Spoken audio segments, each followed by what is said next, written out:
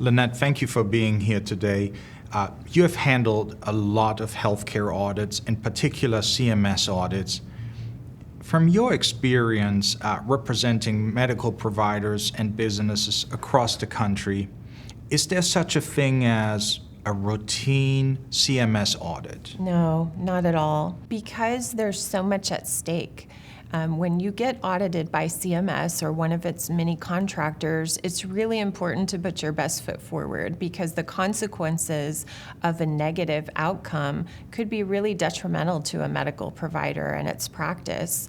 It could result in being excluded from Medicare or other federal programs altogether. So it's important to take them very seriously right at the beginning. Lynette, what does the CMS audit process look like? Well, initially it may come just in the form of a request for medical records. And oftentimes providers think that they should just send in the records as requested and everything will be fine.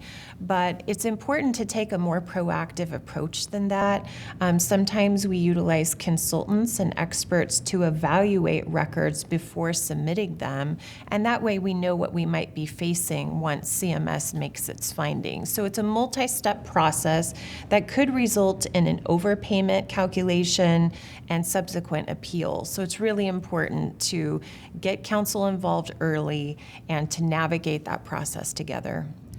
Some clients are skeptical whether involving a lawyer may make them look guilty in a sense. What's your response to the benefit of having an attorney involved from the eyes of the CMS auditor? Well, I used to work at the government prior to coming to private practice, so I can speak confidently in saying that I think the government welcomes the involvement of counsel, knowledgeable lawyers who work in the healthcare space and can help a client navigate what is otherwise a very complicated and complex legal and procedural process.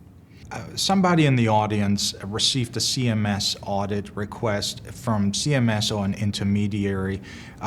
Would they be able to speak to you directly to at least get a consultation to see to what extent this is something that could escalate or whether they need an attorney at all? Definitely. I would be more than happy to provide a free consultation just so that they can make a decision on whether it would be appropriate to engage counsel or not and to help them navigate the process moving forward if they decide that's appropriate.